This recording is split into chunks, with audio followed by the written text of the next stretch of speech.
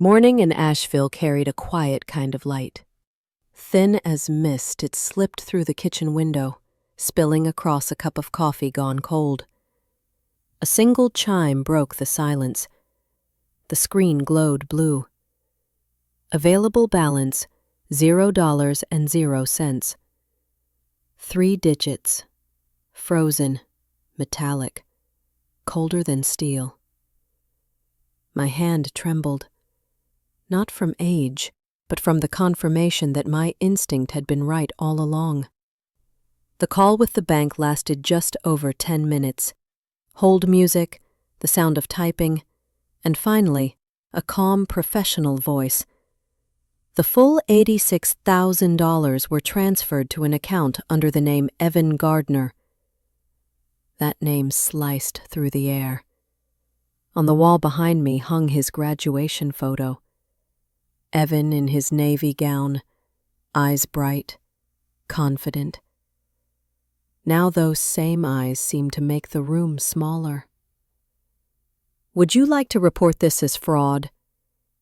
A slow inhale. Number. Fraud is when a stranger steals from you. This was my own son. The kitchen was utterly still. The fabric chair creaked as I sat, the only sound left in a house that once echoed with laughter. The coffee was bitter, stale, forgotten. Outside, the wind moved through the pines. The clock ticked, each beat reminding me the world kept spinning. Only I had stopped. On the shelf lay a brown-bound notebook, dusted with time. Embossed on the cover, "For your recipes, Mom." A graduation gift. Now a monument to naivety. The landline rang. It was Janine, my neighbor, her voice bursting with cheer through the receiver. "Ruth, have you seen Evan's Instagram? My word, he's in Paris with his wife and her mother. Dinner by the Seine, golden lights, red wine, looks straight out of a magazine. Paris. 2 syllables, heavy as stone." The photo loaded slowly, Evan in a white shirt, glass raised, his smile blurred by candlelight. Clara beside him, her arm resting lightly on his. Vivian, the mother-in-law, chin tilted, pearls glowing under soft yellow lamps. Caption: Paris, my new beginning. I deserve this. And Clara's comment: "Thanks for everything, Mama-in-law." A single emoji, sharp enough to pierce trust. No tears, no sobs, only the rain tapping against the tin roof. Loss is a familiar language by this age, but betrayal? It carries its own scent, metallic, cold, and slow burning. When a son drains his mother's savings to fund his new life, it's not a mistake. It's a choice. Somewhere far away, he was probably laughing. Clara was likely pouring wine and her mother making remarks about French cuisine. An old woman guarding her money, thinking she's guarding love. They didn't know that old woman was sitting here, recording every detail. A faint smile formed, not bitter, not broken, just awake. On the wall, the framed photos lined up neatly. A boy with a balloon, a teenager in a cap and gown. Each frame a small incision cut from a mother's life. No anger now, just a clear, clean emptiness. A pencil waited on the table. The brown notebook opened. A line of slanted handwriting appeared. He took everything. But he forgot who taught him to rise. The ink sank into paper. The hand was steady. A knock on the door. Janine stood there, holding a warm pecan pie. "I heard Ruth. Oh dear, are you all right?" A thin smile. Still breathing. Probably that wife of his. Men come around, eventually. Maybe. "So what will you do?" My eyes drifted toward the porch where the rain fell, steady as breath. Maybe I'll smile. Smile? Yes, if you scream, no one listens, but silence can terrify. Janine nodded, wisely quiet. The smell of pie and coffee mixed in the air, then slowly faded into the sound of rain. The door closed. The house hollowed again. On the table, the notebook remained open, the last line still glistening wet. This is not revenge. It is justice. No threat, just truth. Outside, the moon scattered across the lake, broken in two. The ginger tea on the stove simmered softly, sharp, warm, steady in my chest. Half a world away, in a 5-star Paris hotel, Evan's laptop screen flickered. Account status, under review. A short, panicked breath escaped him. Back in Asheville, his mother set her teacup down, a quiet smile crossing her lips, unseen. If my son chooses to stand on the other side, then for the rest of my life, I'll stand on the side of truth. That night, the rain didn't stop. It drummed against the tin roof like an old heartbeat. Steady, heavy, and too familiar. People say silence is medicine, but sometimes it feels more like a shadow that settles over everything. In that kitchen, every object had a voice. The clock, the kettle, even the faint rhythm of breath. The only thing that made no sound was trust. The little house on the outskirts of Asheville wasn't big, but every corner still carried memory. The chair where Evan used to do his homework, the glass jar where we once dropped coins together. Everything remained, except the person who gave those things meaning. The next morning, sunlight broke through, but the air was still cold. A white envelope lay on the mat, an ad from the bank. Let your money grow with us. A perfect piece of irony. I placed it on the counter and turned on the kettle. The sound of boiling water felt like the past bubbling up again. Through the window, neighbors were out walking their dogs, everyone belonging to their own small worlds, and me, standing in the middle of my kitchen, feeling like time had stopped moving. No calls, no texts, no words from Evan. That kind of silence is what exhausts a mother most. Not the money lost, but the absence of the voice that once said, "Mom," every night. I sat down, opened the brown notebook. The first page was faded, still holding the recipe for his favorite stew. On a fresh page, I wrote just 2 words, "Why did you?" The pen hovered. There was no answer. That afternoon, Doris called. Her voice always carried warmth, like soup simmering on the stove. "Ruth, step outside for a bit. It's such a beautiful day." The door opened. Sunlight poured in, but the heart stayed cold. "My boy hid things from me once too, you know," she said. "The first time, I yelled. The second time, I went quiet, and the third time, I just watched." Silence. That's how women our age survive. Not because we're weak, but because we've learned that tears don't change anyone. After the call, I put away the kettle, wrapped a worn wool scarf around my neck, and stepped onto the porch. The air smelled of wet earth and old wood from the broken swing. Memory rushed in. Evan, still a boy, sitting on that same swing, legs kicking the air, holding a cookie. "Mom, someday I'll buy you a big house, like in the movies." I smiled then. Didn't tell him that sometimes the promises of children are what hurt adults the most. Night came. Sleep didn't. I turned on the small kitchen light and wrote another line. He took my savings. But truth is, I gave him everything long before that. The handwriting shook, but the meaning didn't. It was a truth that needed no witness. By Tuesday, the wind carried the smell of wood smoke. As I poured tea, the radio played a report on financial crimes. "Family fraud on the rise," the host said. I smiled faintly. Different times, same stories. Only the names change. With my cup in hand, I stepped onto the porch. Engines hummed down the hill. The silence here had shape now, a texture, a rhythm. No more pain, just weight. Some wounds don't bleed, but they double the weight of your heart. A week passed. The phone stayed quiet. No message, no apology. Just an empty account and a hollow house. I wrote again, when a son steals, the money isn't what dies first. It's the memory of who he used to be. You could picture it.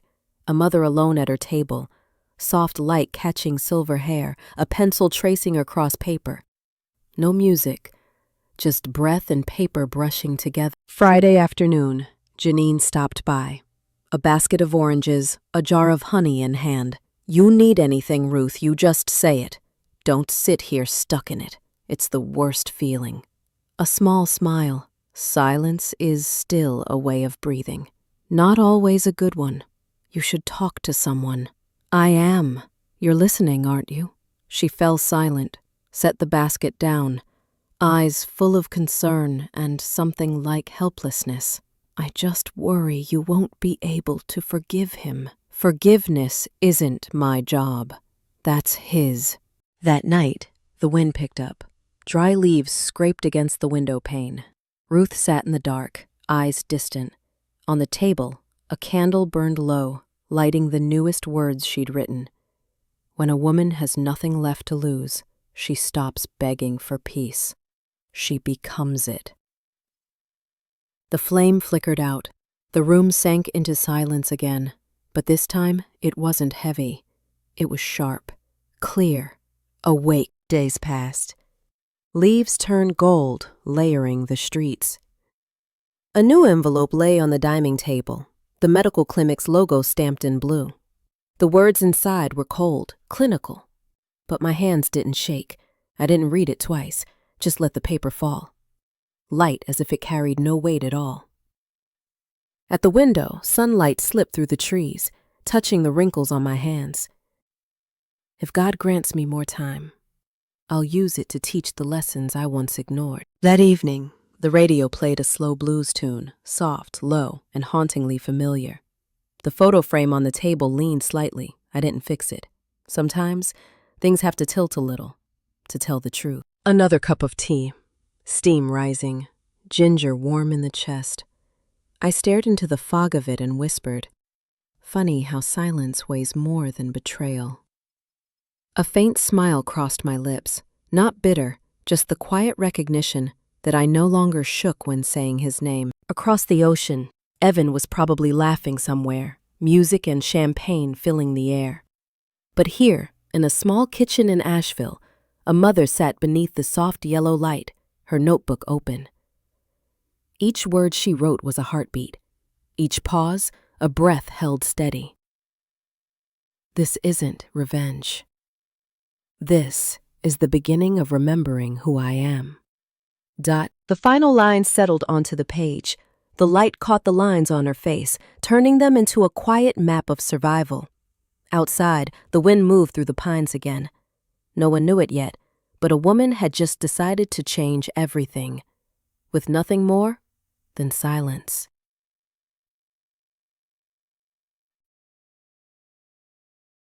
Some mornings, the light that slips through the curtains feels like memory itself, quiet, persistent, refusing to fade. That morning was one of them. On the table, the old clock struck 8. Time kept walking forward, even if I couldn't. I opened the cupboard and pulled out a bundle wrapped in brown paper. Inside were hospital bills, pay stubs, and a few handwritten notes from my first years as a nurse. The numbers were almost laughable. $7 an hour. I could still remember the ache in my legs after long night shifts, standing for hours, smiling through exhaustion, telling myself, it's worth it. As long as he gets an education, it's worth it. Looking back now, I realized the most valuable lesson was the one he never learned. My fingers brushed an old photo. Evan at 6 years old, holding a cheap carton of milk. Back then it was just the two of us. After my husband died, people said, a single woman should keep a little money tucked away. But I didn't. Every dollar went into shoes, books, and the kind of dreams only a mother can afford for her child. When a mother sacrifices too much, sometimes her child mistakes it for entitlement. This small house on the edge of Asheville had once been our dream. Cream-colored walls, a tin roof that sang when it rained, wild daisies in the backyard. The day we moved in, Evan was 10. He ran circles around the yard, shouting, "We have a real home now, Mom!" I smiled, hiding my swollen hands, the hands that worked 3 jobs at once, hospital shifts, cleaning houses, washing dishes at the diner. Now, standing in that same kitchen, the memories returned like the smell of damp wood and burnt toast, warm but aching. One morning I was cleaning the closet and found Evan's old jacket. In the pocket were a few coins and a faded movie ticket.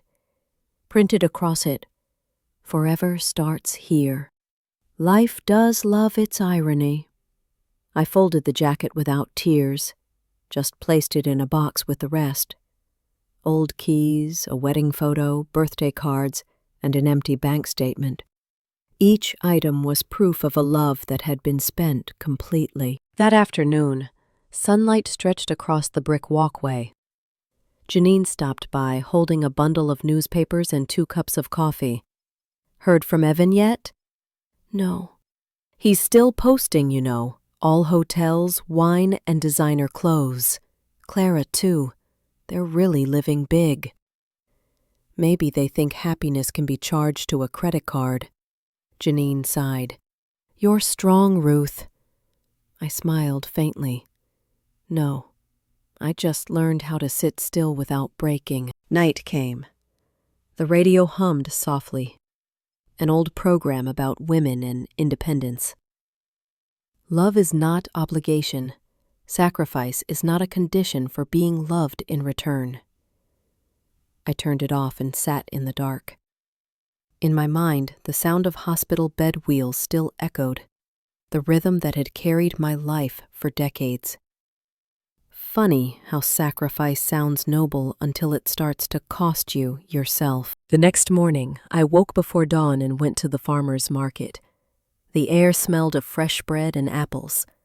People laughed, bargained, carried their groceries home, as if no one had ever been broken before. That sight eased something in me. I bought a few oranges, a jar of honey, then headed home. At the mailbox, a thick envelope waited.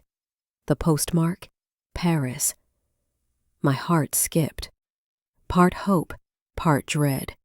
I tore it open. Not a letter, just a printed notice confirming the final withdrawal. Evan had emptied the remainder of my joint retirement fund. No message, no signature. A faint smile touched my lips. "All right then, son." I sat on the porch the entire afternoon. The sun was harsh, but the air inside stayed cool. In the distance, hills shimmered green. A bird landed on the grass. "Maybe I was wrong to teach him to always trust people," I whispered. "But I won't make that mistake again." I opened my notebook and wrote, "If kindness was a language, maybe I spoke it too fluently." The paper curved slightly under the damp air, but the handwriting stayed firm and straight. That evening, the phone rang. A man's steady voice spoke. "Mrs. Gardner, this is the office of Attorney Lowell. We received your urgent financial request." Yes, that was me. "I've reviewed your file, and to be honest, there aren't many cases like yours. A son drains his mother's accounts, and she still manages to respond legally, not emotionally."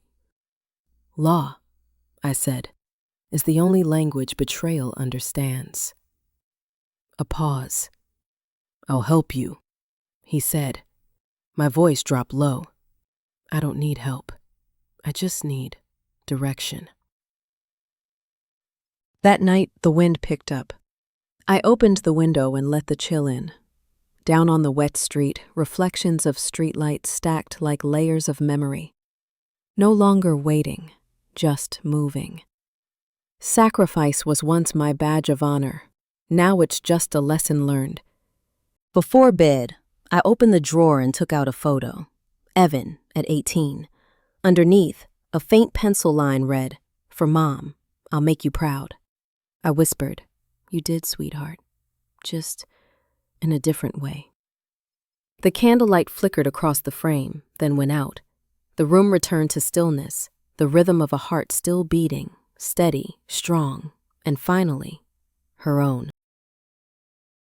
That morning, Asheville was cold and bright, the kind of light that slipped through the window and caught every speck of dust.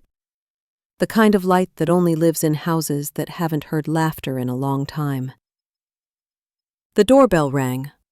On the porch stood Clara, her hair pulled high, white wool coat, sunglasses covering half her face.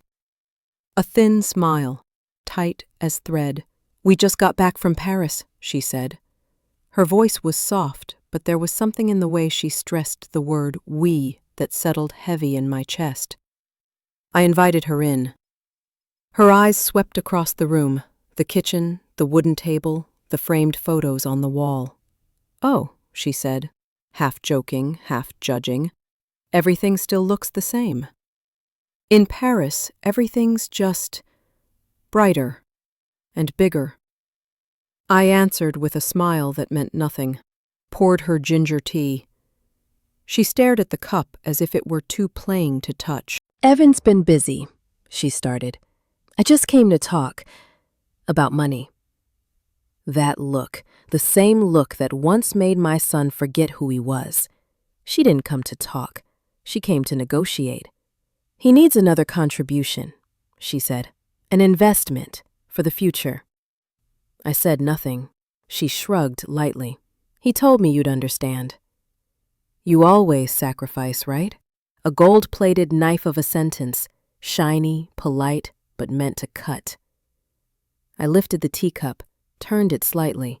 The steam rose, sharp with ginger. "Sacrifice," I said slowly, "is not the same as stupidity, Clara." She froze for a second, then smiled. "I just think, if you want this family to move forward, you should trust us." I looked straight at her, calm, cold, steady. Trust? You mean trust the people who drained my account to take pictures under the Eiffel Tower? The air thickened, the light outside dimmed to gray. Clara's smile faltered. "You should be careful with what you say." "And you," I replied, "should be careful with what you're holding on to." She stood, lifted her purse. "I'll tell Evan." "Maybe you're confused." The door closed behind her. Her expensive perfume lingered, sweet, hollow. Arrogance always smells like something expensive, but empty. That afternoon, Janine came by. "Clara was here?" "She came for more money," Janine sighed. "They don't know what you're planning, do they?" I didn't answer, just poured tea again. The scent of ginger filled the room, sharp, real, not artificial. That night, I opened my notebook, wrote down every detail. Date, time, tone, expression. Not out of hatred, but out of discipline. Justice starts with documentation. The pages grew thicker, the handwriting more deliberate. Each line was a step, a mother walking back toward herself. A few days later, Evan called. His voice was soft as wind, but distant, like a stranger's. "Mom, Clara said you're upset about the money." "You didn't take it, Evan. You stole it." "Mom, I'll pay it back. I'm just investing right now." "Investing with my reputation?" Silence on the line, then a small, uneasy laugh. "You always make things bigger than they are." "No, Evan. This was big the moment you forgot how to say Mom." The line went dead. The dial tone hung in the air, cold as the night itself. No tears, just one truth left behind. When a son sees his mother as a wallet, motherhood turns into a transaction. The next day, a message from Clara appeared. A photo. Her and Evan in Paris, captioned, "We're building something huge. Proud of my husband," with a money bag emoji. Question mark. I held the screen for a moment, then deleted it, but the blue glow stayed in my eyes. Bright, cold, empty. They mistake spending for success. Later that week, I saw her again, at the small cafe by the river. She wasn't alone. A man sat across from her. Not Evan. Their hands brushed. She laughed, freely, beautifully, carelessly. I didn't hide. Didn't approach either. Our eyes met for a second. She flinched, then looked away, laughter resuming, louder this time. I walked home, steady, not angry, just wrote another line in my book. People who lie forget how much truth weighs. That night, I called Attorney Lowell. Do you still have the copies of the transfers? Yes, 3 sets. Good. Add these photos. I sent him the pictures. Are you planning to sue? Not yet. But I want justice, to know their names, before they start believing they're invisible. Outside, the rain returned, each drop landing on the tin roof like the beat of a calm, relentless heart. I lifted the teacup, breathed in the heat, the sting of ginger. For the first time in a long while, I felt alive, not as a betrayed mother, but as a woman fluent again in the language of justice. I used to cry for peace. Now I prepare for it. Chapter 20. Clara never came back. Evan stayed silent. That silence, that was the gift. Because when liars stop talking, truth gets louder. On the desk, lamplight fell across a fresh page. Arrogance is a mirror that cracks on its own. The night passed. In the mirror, the face staring back was older, but the eyes were clearer. Not hopeful, but certain. Clarity, I realized, can make you young again, not in your skin, but in your spine. Outside, the wind carried the scent of pine. The clock struck 12. I sat straighter, wrote the final line of the night. I'm done being quiet for people who confuse kindness with weakness. Then I closed the notebook, turned off the light. The rain kept falling, each drop landing like a period at the end of a sentence that had waited too long to be written. A week after that meeting with Clara, everything went quiet. No calls, no messages, no emails, just a soft whistle of boiling water and the sharp, steady scent of ginger tea. For a while, Ruth believed silence meant peace, until Monday morning, when an envelope from the bank appeared in her mailbox. The words on it read, "Verification notice, joint account closure." Her jaw tightened. The word joint landed like a pin through her chest. Inside was a copy of the closure form, 2 signatures at the bottom. One was Evan's, the other was hers. Perfect. Too perfect. Except Ruth Gardner had never written her R with the curl at the end. She laid the paper flat on the table. The kitchen went still. Light streamed through the window, catching every scratch on the old wooden surface. One of those scratches was from Evan. A small cut from the time he played with a kitchen knife and cried when he nicked the wood. He had apologized back then. Now, that same hand had carved through her dignity with ink. Forgiveness feels different when it's written in ink you didn't spill. She called the bank. A young voice answered, mechanical and polite.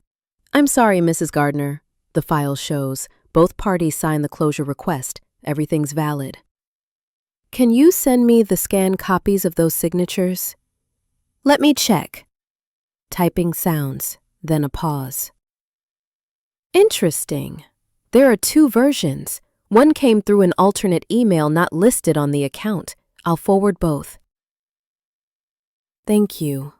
The line went dead. The house went quiet. For a moment, the only sound was the wind moving through the pines outside. 2 PDFs arrived in her inbox. She opened the first, the handwriting curved and slightly shaky, eerily similar to hers, but the sender line told the truth. Clara Hayes.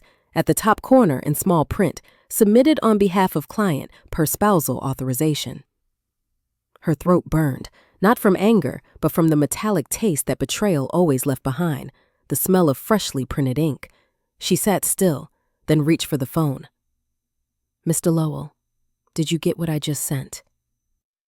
Yes, Ruth, and this is serious. They forged a financial authorization form. That signature doesn't match the court-filed specimen. How long before we can prove it? As soon as you let me file a fraud investigation request. Do it. Her voice wasn't raised. It didn't shake. It was steel meeting steel. When she hung up, her breath came slow and heavy. The wind brushed the curtain, knocking over a photo frame on the shelf. She caught it before it fell. It was Evan, holding Clara's hand on their wedding day. He hadn't looked at her once during that ceremony. Now she understood why. Some people stop seeing you the moment they decide you owe them nothing. That night the rain returned. Cold, relentless November rain. She sat in the dark, a small lamp casting light over her papers, picked up a pen, and wrote one line in her notebook. He forged my name to erase my existence. Short, precise. Not to remember, but to mark evidence for her own soul. The next morning she went to the law office. The building was old, yellowed walls, the smell of paper and burnt coffee hanging in the air. Lowell waited by the door, holding a file. Are you sure you want to go this far, Ruth? This will put their names under investigation. Justice doesn't need to be loud, she said. It just needs to land in the right place. He nodded. We'll start with signature verification, then freeze the remaining retirement funds. If we're lucky, we can recover part of the assets. I don't need luck, she said quietly. I need law. On the drive home, she stopped at the small wooden bridge that crossed the creek. The air smelled of moss and mountain wind. She looked down at her reflection rippling in the water. For 50 years, she had lived for others. Now, she lived for justice. I used to pray for love. Now I file for truth. That afternoon, the bank called. Mrs. Gardner, preliminary checks confirm the signature was forged. We've frozen the recipient's account. She didn't answer, just exhaled. Outside, the wind lifted the curtain. Late sunlight spilled across the photo of her and young Evan, standing in front of their old garage, his hand sticky with orange popsicle. The sun back then was gold and generous. Now it was pale, but it still revealed everything. That evening, Janine came by with a loaf of fresh bread. You heard? She said, eyes wide. They say the police are investigating Evan and his wife's accounts. I heard. Ruth, are you okay? I am. Really? Ruth smiled faintly. Yes, because for the first time in my life, I'm not the one being taken from. I'm the one taking back. When Janine left, the house settled into its soft quiet again. Ruth placed the warm loaf on the table, pressed her hand against it. The heat spread through her palm, and she felt her heart beat slow, not from exhaustion, but from peace. Justice doesn't shout, it waits. And near midnight, she opened the window. The rain had stopped. The air was clean and cool. Somewhere far off, a car passed and the wind whispered through the pines. For the first time, the silence didn't feel heavy. It felt like company. She sat at her desk and wrote one final line for the day. He wanted to kill me on paper, but he forgot. Paper has memory too. The lamplight reflected off the brown notebook, making the ink gleam as if carved into metal. Ruth closed it slowly, exhaled, and looked out the window. The night was still. No stars, just the tall, whispering pines, silent witnesses to everything that had been written and everything yet to come. Silence takes notes too, if you know how to listen. Late autumn in Asheville carried a dry mountain chill, the kind that settled quietly in the bones. That morning, Ruth drove to the small clinic on Henderson Road. Just a routine checkup, she thought, an appointment she had postponed 3 times while dealing with legal paperwork. The waiting room smelled faintly of disinfectant and old coffee. A small TV in the corner played the morning news. European tourism up, Paris leads again. She couldn't turn it off, just sat there, hands folded over her file, watching the glow of a city that had already taken too much from her life. Dr. Alvarez, a kind, middle-aged Cuban woman, stepped out. Her voice was calm, measured. Your test results are in, Mrs. Gardner. Do you want it straight or sugar-coated? Straight. There are some nodules in your lungs. We need to do a biopsy. It's not confirmed cancer, but it could be. No gasp, no breakdown, just the cool light from the window washing over her face. How long until we know for sure? A week. Thank you. On the drive home, leaves scattered across the road. The tires crackled over them like crumpled paper. She stopped at the old gas station, bought a cup of black coffee, and sat in the car. Steam rose from the lid in thin, trembling lines. No tears, no fear, just the thought. If life was ending, it should at least end in order. Fear doesn't scare me anymore. Chaos does. Back home, she pulled out the brown notebook, wrote a new line. If time is finite, I'll spend what's left cleaning the filth. The pen paused over the word filth. The ink bled, a slow, thin line like dried blood. Afternoon light came through the window, touching the veins on her hand. She whispered to herself, no one else will finish this story but me. By evening, Janine stopped by with a basket of apples. Heard you went to the doctor. Everything okay? A little off. Ruth, you need to rest. You've been living on tea and documents for months. I'm fine, Janine. Weak body doesn't mean weak spirit. Janine's eyes softened. You really are the toughest woman I know. Ruth smiled faintly. Not tough, just awake. That night, she woke around 2 a.m. The kitchen was silver with moonlight. On the table, everything arranged neatly. Bank files, contracts, legal documents, medical results. Each folder labeled in bold red ink. Evidence. 3 words, she thought, could make the world clear again. Paper. Ink. Truth. I used to build a life with hope. Now I build a case with proof. The next morning, she went to the bank, requested full statements for the last 6 months. The clerk glanced at her paperwork, hesitant. Do you also want access to the secondary account, the one under Evan and Clara's names? Both. He lowered his voice. That account's frozen under fraud suspicion, but there was one withdrawal, $25,000 wired overseas before the freeze. To where? Rome. Rome. Different longitude, same escape plan. She smiled faintly. Send me the copies.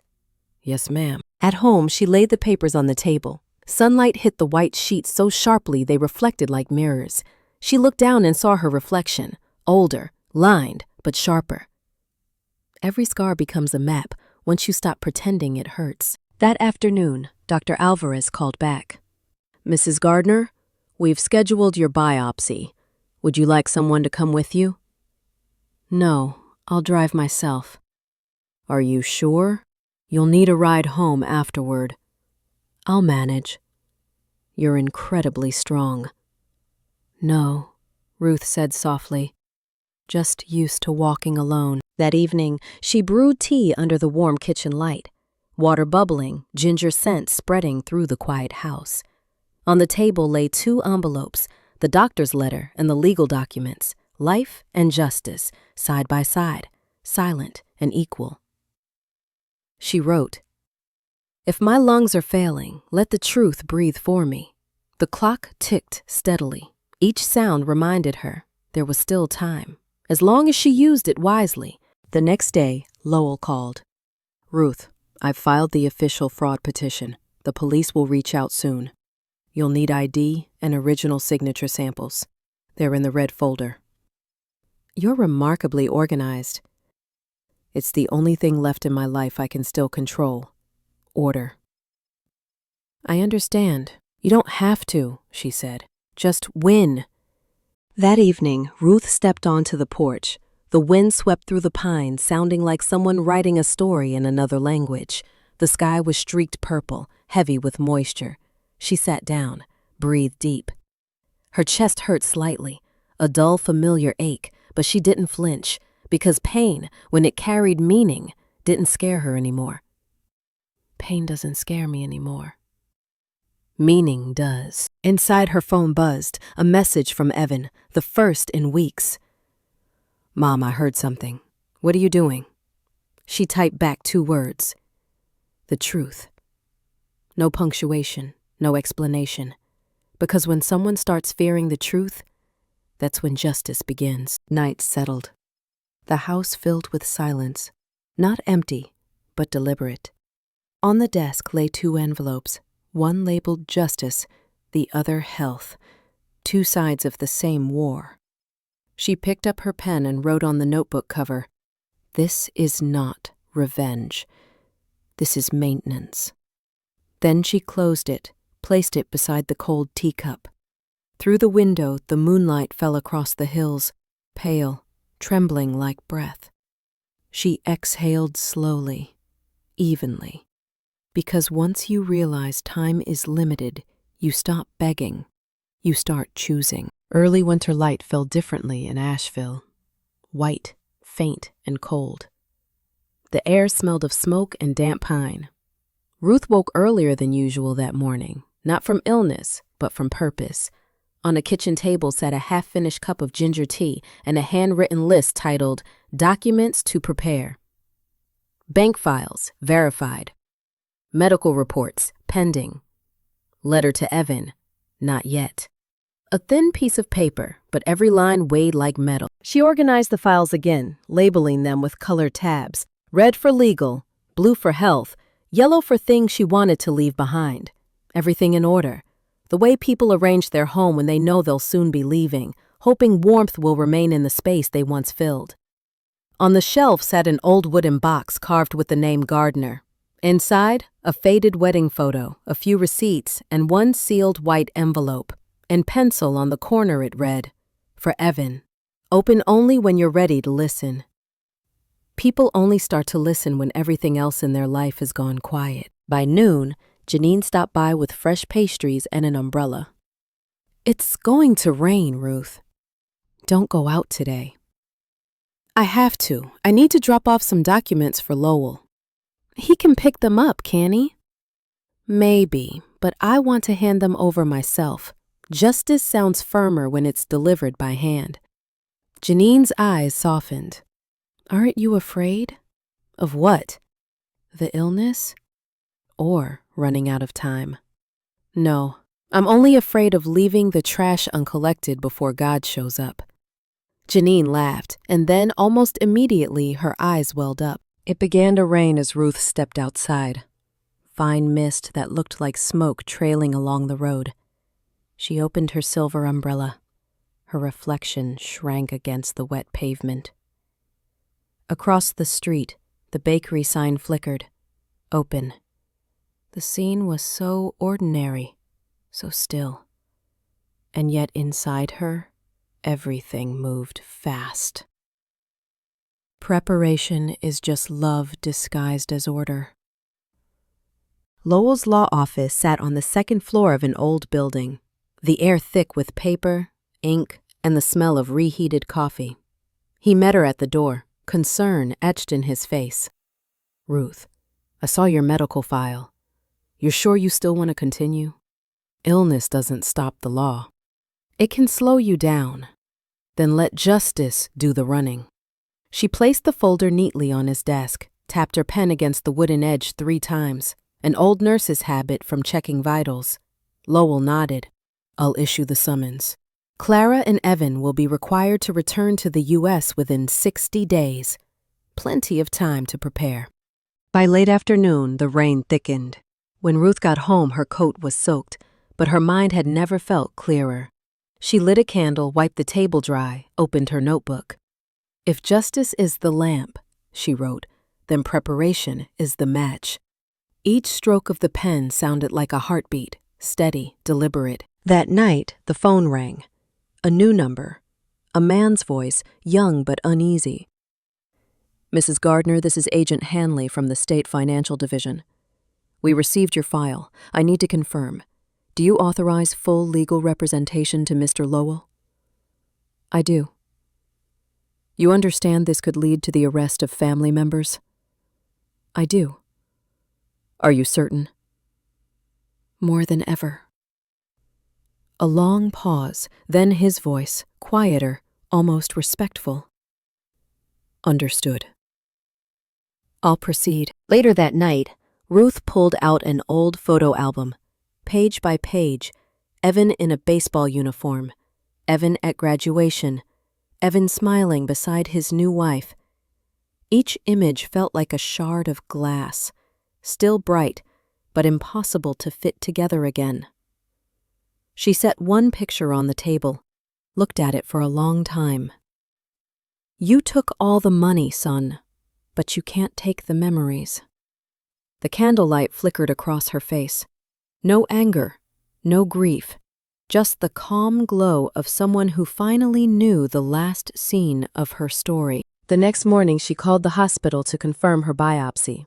Mrs. Gardner, we can fit you in Wednesday, the nurse said cheerfully. Schedule it. Would you like someone to come with you? No, but please tell the doctor I don't like roses. Oh, may I ask why? They wilt too quickly. I prefer things that last, even if they're not beautiful. The nurse chuckled softly. All right then, Mrs. Ruth. Wednesday it is. That afternoon, Ruth went to the backyard. The ground was damp, the air rich with the smell of earth and fallen leaves. She picked up a few small stones, lining them neatly along the porch steps. A quiet ritual she'd kept since Bill died. He used to say, "Line them up straight, Ruth. It helps your breath find order again." For the first time in years, she smiled, thinking of him, because he'd been right. Even breath can be arranged. Peace doesn't come when everything's fixed. It comes when everything's filed. Night fell. The wind whispered through the porch, carrying the faint echo of church bells. Ruth sat down at the table, opened the unsealed white envelope, picked up her pen. My son, if you're reading this, I may have already gone, or I'm too tired to speak. I'm not writing to blame you. I'm writing to remember. A mother's love doesn't end. But love can't live when it's treated like a savings account. You forged my name. I forgive you, but I don't erase what you did. Dignity doesn't age, and when someone keeps their silence out of honor, that silence has a price. She paused, took a breath, then added, when you're ready to listen, this letter will still be here. She folded it carefully, sealed the envelope, and placed it inside the wooden box. Her hands trembled, but her eyes remained clear. By midnight, the rain had stopped. Mist hung low over the hills, silver in the moonlight. Ruth sat in the kitchen, watching the candle burn low. She didn't know what tomorrow's test would reveal, and didn't need to. Everything was ready. The documents, the letter, the evidence, the final words. All that was left now was time. Justice doesn't arrive early. It arrives on time. She closed the notebook, rose slowly, and walked down the hallway. Each step echoed evenly against the wooden floor. Her heart felt light, not from relief, but from clarity. Because she had done what so few ever manage. She had put her entire life in order, even in its final hour. Wednesday morning, Asheville lay under a thick white fog. The hospital lights shone pale and steady, their reflections stretching along the tiled corridor like veins of glass. Ruth sat on a metal bench, holding her biopsy paperwork. Her name printed at the top, bold, clean, precise. No extra space, no room for breath. It was strange, she thought, how an entire life could be reduced to a few lines and numbers. Ruth Gardner, female patient, 68, left lung biopsy. Paper never knows whose life it holds. It only knows how to print. The procedure unfolded in silence. Bright surgical light, the rhythmic beep of the monitor, steady, relentless, like a clock that refused to stop. No fear, no panic, just the sound of her own breath, slow, deliberate, painfully alive. When the anesthesia wore off, the scent of antiseptic clung to her coat. "You okay, ma'am?" the nurse asked softly. "I'm fine," Ruth said, "just lighter. Would you like us to call someone to pick you up?" "No need. I still have work to do." By afternoon, the sky cleared. The air after rain felt sharp, clean as a blade. Ruth drove slowly through the small hills, each curve in the road turning like a page. In the back seat sat a folder stamped in red, Financial Fraud Investigation. She stopped at an old gas station and called Lowell. Has the file reached the court? It has, he said, and there's news. This morning, Evan and Clara's accounts were officially frozen. All overseas transfers to Rome are being held for investigation. Silence. The only sound? Raindrops hitting the tin roof. Justice has a pulse, doesn't it? She said. It does, Lowell replied. And today, it's beating strong. That evening, the kitchen glowed in soft yellow light. Ruth laid the file on the table and opened her brown notebook. She wrote, Today, the money stopped moving, and with it, false power dried up. Her handwriting was thin and steady, like the final stitch closing an old wound. Her phone lit up. Messages flooded in, the first from Evan. Mom, what's going on? Our accounts are frozen. Clara's panicking. They said there's an investigation order. She didn't reply. A minute later, the phone rang. She answered. Evan's voice trembled. Mom, I don't know what's happening. What did you do? Not me, Ruth said. The law did. We just need time. We'll pay it back. No, Evan. You'll pay in truth. Silence on the line, broken only by Clara's voice in the background. She's ruining our lives! Ruth smiled faintly. No, Clara. I'm just cleaning the house you dirtied. Then she hung up.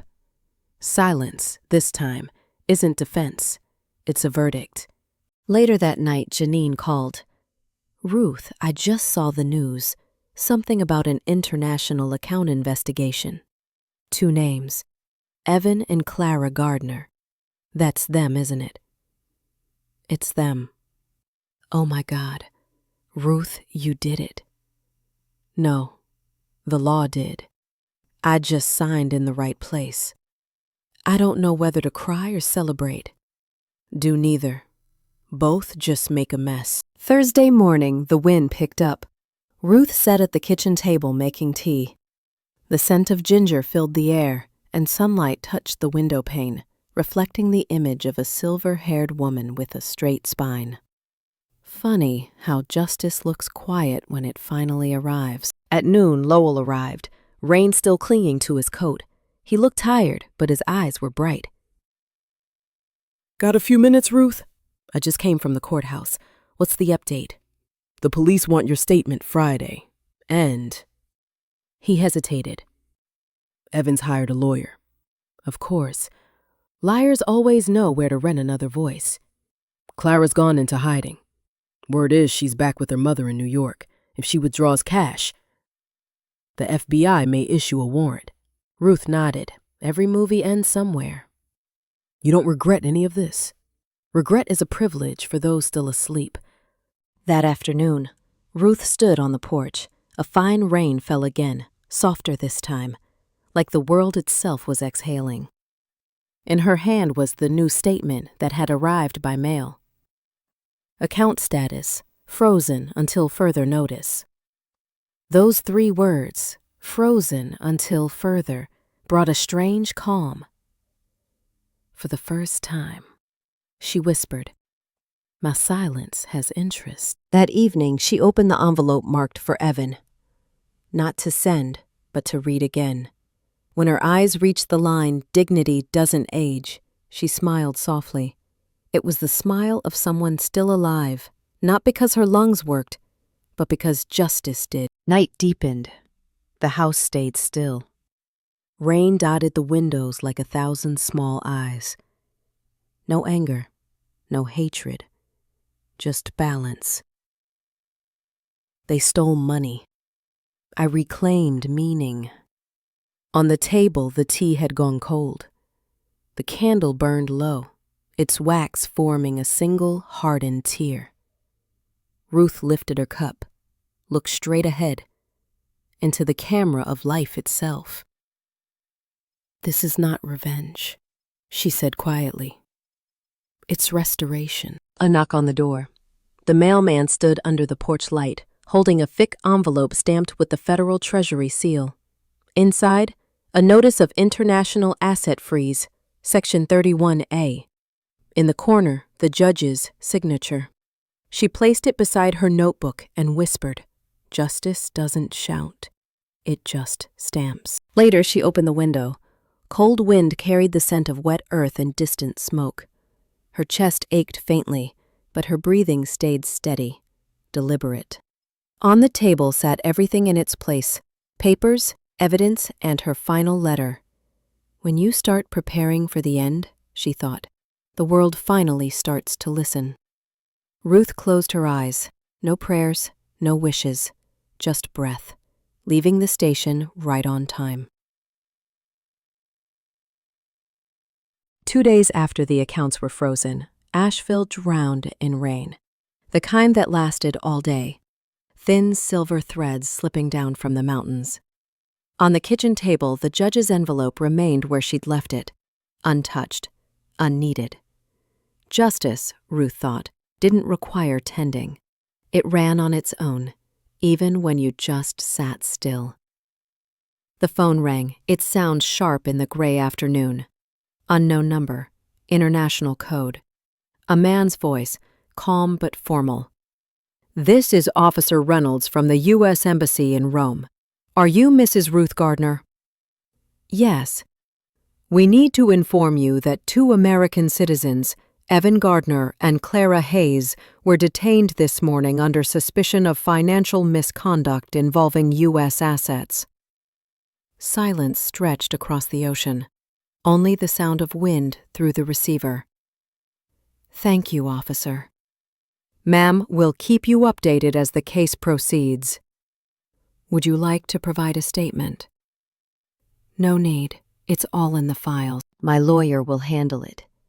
"Understood." "I have to say, not many parents stand up the way you did." "I didn't stand up," she said softly. "I just stood where I should have been all along." She hung up. The house returned to silence, only the clock ticking, marking time in the rhythm of truth. Ruth opened the door and stepped onto the porch. The rain was easing now, the clouds parting slightly, a thin ribbon of light cutting through the gray, like the first crack in a courtroom's wall. No smile, no tears, just breath. Steady, full. Freedom doesn't always mean movement, she thought. Sometimes it's just the absence of lies. That night, Janine called. "Ruth, did you hear? They're in custody?" "Yes, in Rome." "Oh my goodness." "Do you feel relieved?" "No, just quiet." "Has Evan called?" "Not yet, but he will. And when he does, I won't say a thing." Silence speaks louder than guilt ever can. When the rain stopped, Ruth cleaned the kitchen, folded towels, stacked glasses, wiped the table. Small, ordinary motions, the kind of chores people dismiss until they're the only things left that make sense. Her hands trembled slightly, but each gesture was precise, as if signing one last verdict against the past. She lifted her cup of ginger tea, watched the steam curl and fade. "Justice," she murmured, "like tea. Burns if you rush it." Night fell. The TV hummed quietly. A global news anchor's voice echoed through the room. 2 U.S. citizens under investigation for cross-border financial crimes. The U.S. Embassy confirms cooperation. A flash of Evan appeared on screen, head down, face pale. Clara followed, sunglasses, lips pressed tight. Camera flashes burst like tiny explosions, each one slicing through years of denial. Ruth turned off the TV. The screen went black, and in it, she saw her reflection, still, expressionless, weightless. The truth doesn't humiliate, she thought. it balances. The next morning, Lowell arrived with a folded newspaper and a fresh stack of papers. You might want to see this. Front page headline: U.S. mother's legal battle exposes $100,000 cross-border fraud. Below it, a photo of her, taken without permission, small frame, file in hand, head unbowed. "They're calling you the quiet storm of Asheville," he said, smiling. Ruth let out a soft laugh. "Sounds like a weather warning. I'll take it." "Do you want to speak to the press?" "No, I don't need to win in the news, just in the records." Late afternoon. Another call, European code. A man's voice, strained. "Mom, it's me. They took my passport. They said we might be deported. Mom, can you say something to help me?" Evan's tone was different now. No pride, no smooth charm, just the dry, cracked voice of someone who finally ran out of places to hide. Ruth stayed quiet. "I know I messed up. I just need you. Do you know you were wrong?" she asked. "Or do you just know you're scared?" "Both." "Then remember this. Justice doesn't wait until people are ready. It arrives when there's nowhere left to run." "Mom, I'm sorry. Sorry doesn't restore dignity, but it's a beginning. Do you still love me?" She looked toward the framed photo on the table. Evan, at 6 years old, grinning behind a tilted birthday cake. "You're still my blood, Evan. But even blood learns to clot when it's been cut enough times." "I understand." "Not yet," she said quietly, "but you will." After the call, Ruth sat still. The wind brushed the curtains, bringing in the smell of pine and wet earth. On the table, cold tea, burned candle. Evening light bled across the wall, like a painting left unfinished on purpose. Love isn't canceled by justice, she thought. It's clarified by it. That night, she opened her brown notebook, wrote one simple line. He's finally afraid of the right thing. Closed it, stacked it neatly on top of the files, her hand steady, her chest aching faintly, but her heart calm. The next morning, an email from the embassy arrived. Both suspects released under condition of asset surrender and travel restriction. Funds to be repatriated pending court approval. Ruth read it once, nodded. No joy, no surprise. Justice didn't need applause. It only needed to return to its proper place. When money comes back, peace doesn't, but order does. By evening, the sky turned lavender. Janine stopped by with a basket of oranges. "I saw the paper, Ruth." "You're famous now." "I don't need fame. You did what most of us only dream of doing. Weren't you scared?" "Of course, but only of living a life that wasn't true." "So what now?" "I wait for them to sign." "Sign what?" "The papers returning what never belonged to them." Janine looked at her for a long time, then whispered, "You're right." Justice doesn't need to shout. When she left, Ruth sat alone again, listening to the rain start up once more. Each drop hit the roof like a period at the end of a sentence. She opened her notebook and wrote, "Justice came in a foreign language, but I understood every word." Then looked out toward the hills. Mist, rain, and the scent of fresh soil. The world felt reordered. No explosions, no noise, just alignment. Peace doesn't come from silence, she thought. It comes from the sound of a door finally closing. 3 weeks later. A morning in mid-March. Fog draped the hills behind the house like a half-forgotten dream. A woodpecker tapped somewhere in the distance, steady and unaware that inside this small Asheville home, someone was waiting for something she never thought she'd have to wait for again. A rental car pulled up at the gate.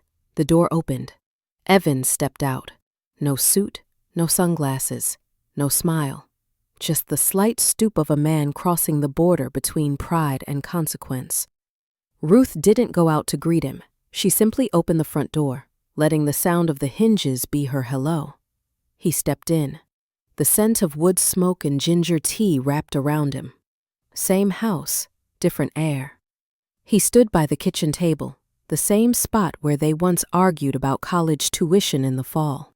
Now, there were no bills, no notebooks, only files, candles, and 2 cups of tea. "You can sit," Ruth said evenly. He nodded, sat down, eyes fixed on the table. "I signed everything," he began. "All assets have been returned. Clara won't come back to the States. I just ask one thing. Please don't file any more charges. That's not up to me," she said. "It's up to the law." "I know, but maybe you could speak on my behalf?" "No. If I speak for you again, I'll just be saving a man who refuses to learn." "You think I'm not sorry?" "Regret doesn't pay legal fees, Evan." He lowered his head. For the first time, his silence wasn't strategic. "I've lost everything," he whispered. "No," Ruth said quietly. "You only lost what was never yours." ... The kitchen clock ticked between them. Steam rose from the tea, curling into the air. Ruth studied him. Not the boy who once ran barefoot through the yard, not the man who forged signatures. Just a person, stripped bare, human, disoriented.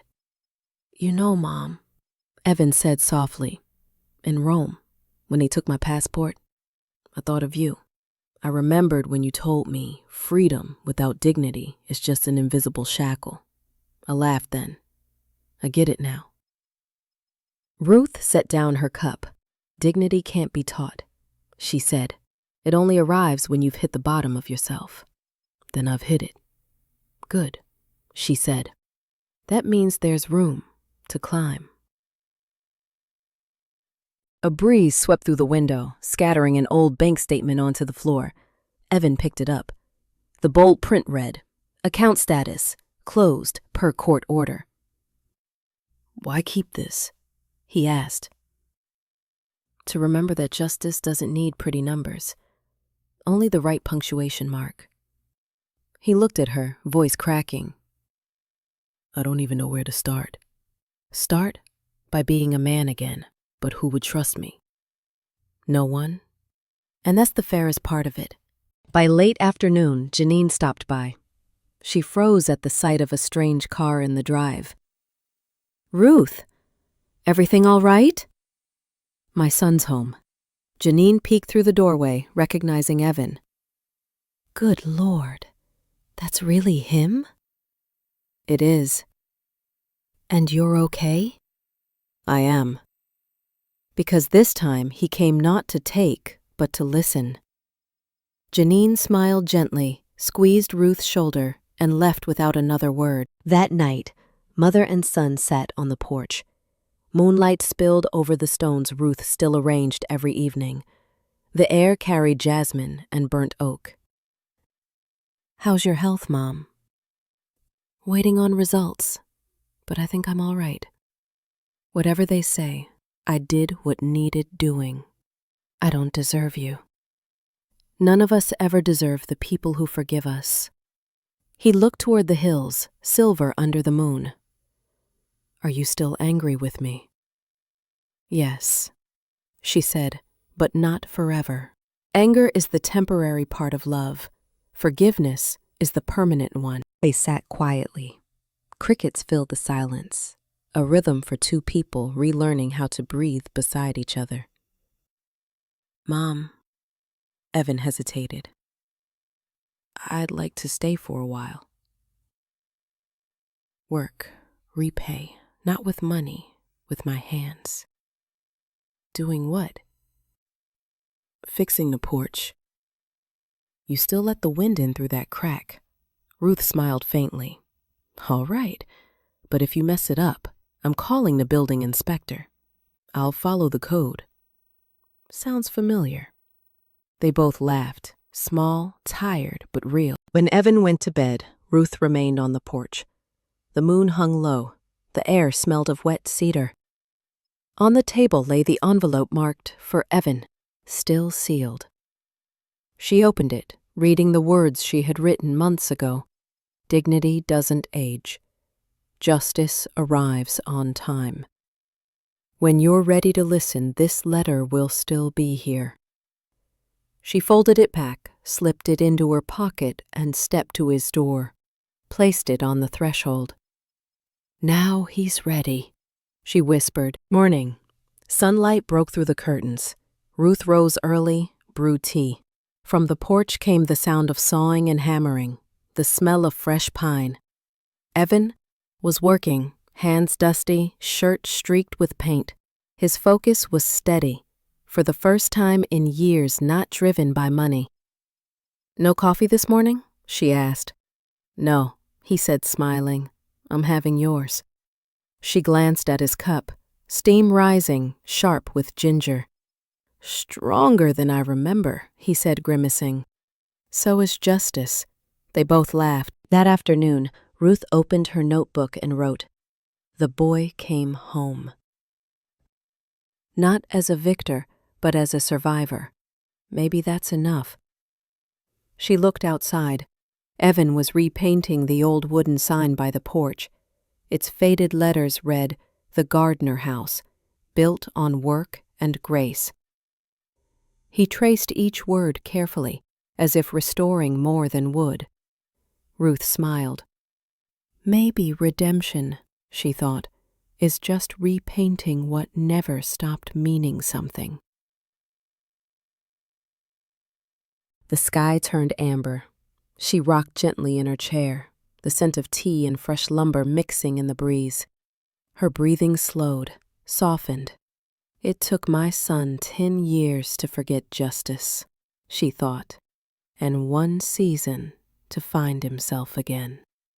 The sun dipped behind the hill, washing the porch in gold. Ruth whispered, "This isn't forgiveness. It's release." Her head tilted back, breath thinning, like wind passing through leaves. The cup of ginger tea on the table still warm. The candle by the railing flickered once, then went out, quiet as a final thank you to the world. When Evan came out moments later, the rocking chair moved gently in the breeze. On the table, the brown notebook lay open to its final page, the ink still fresh, the words unwavering. Justice doesn't save a life, it saves a soul. Morning unfolded over Asheville in an unfamiliar kind of peace. Sunlight slipped through the window pane, resting on the table where a cup of ginger tea still held warmth. The rocking chair on the porch swayed gently, though there was no wind. The air still carried Ruth Gardner's scent, new wood, dried jasmine, and the faint spice of ginger. But there was no breath. Evan stood in the doorway, silent. The house looked exactly as it had the night before. The teacup, the brown notebook, the extinguished candle. On the table, the last page lay open, the handwriting slanted and firm. Her voice, steady even in ink. Justice doesn't save a life. It saves a soul. He read it again and again, hands trembling. He didn't need to look for her. He knew. She had left quietly, as softly as breath leaving morning air. In the kitchen sat a white envelope, addressed in her handwriting, for Evan. The paper smelled faintly of ginger and tea, clean, confident strokes, like the woman who used to sit on the porch and write them. He unfolded it, hearing her voice between each word. My son, if you're reading this, it means I'm at peace. Don't mourn.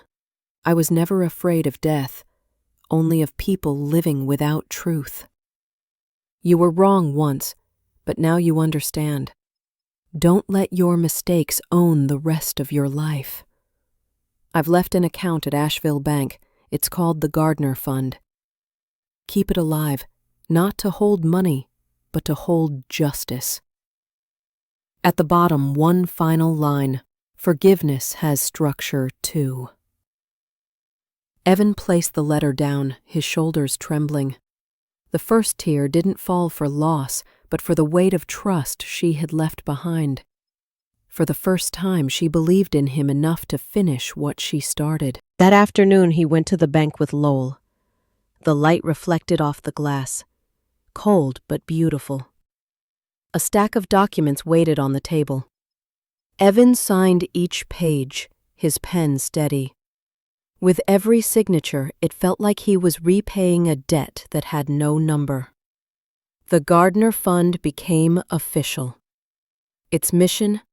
To help elderly victims of family financial abuse. People like his mother once was. Lowell smiled softly. She'd be proud, you know. Evan shook his head gently. No. She'd just say, "Finally, you signed without shaking." That night he returned home. The porch was silver in the moonlight. He brewed a cup of ginger tea and placed it beside the empty rocking chair.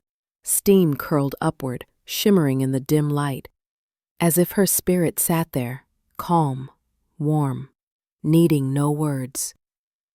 "She didn't die fighting," he whispered. "She died free."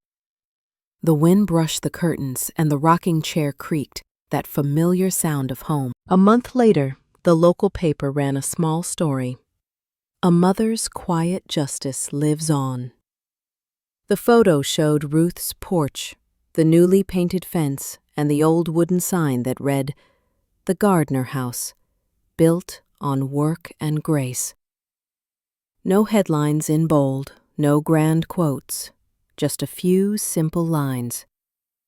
A mother who chose justice over silence. Now her son continues her work, quietly, through action. Months passed. Letters began arriving at the Gardner Fund, some written in shaky pencil, stories of stolen pensions, forged deeds, small victories. One woman from Ohio wrote, "I don't need the money back. I just needed to know justice is real." Evan read every letter, each word like a thread stitching his mother's silence into something living again. "She thought she ended a fight," he told Janine one afternoon. "But she started a movement." A year after Ruth's passing, neighbors and friends gathered on her porch, not for a funeral, but a remembrance. No black clothes, no priest, just stories. Janine brought lemon cake, Ruth's favorite. Lowell read from her letter. "Justice doesn't need applause. It just needs witnesses." The crowd fell silent. Then Evan rose, voice low but sure.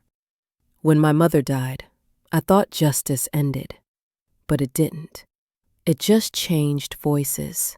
Now, her voice lives in every letter, in everyone who learned to live honestly again." People turned toward the empty rocking chair. The last light of the evening poured across it. No tears, just quiet nods, as if everyone understood something larger than loss. Late afternoon bathed the porch in gold. Evan sat alone. On the table, the tea still steamed. The brown notebook lay open to its very first page. "If you're reading this, you've survived something," he whispered to himself. And surviving is just another word for continuing her work. The breeze flipped the page, the ink trembling under the light. He looked up at the pale blue sky and said softly, "Justice doesn't age, and neither does love." Night fell. Moonlight covered the porch, the chair, the weathered wooden sign. Everything stood still, except for the faint swirl of steam rising from the cup. Evan smiled, a quiet, steady kind of smile, because he finally understood. Justice doesn't need a voice. It only needs someone real enough to keep telling the story. If this story reminded you of someone who once chose justice over comfort, leave a comment with the city you're listening from. Like, subscribe, and share this story, because sometimes justice doesn't need noise. It just needs truth.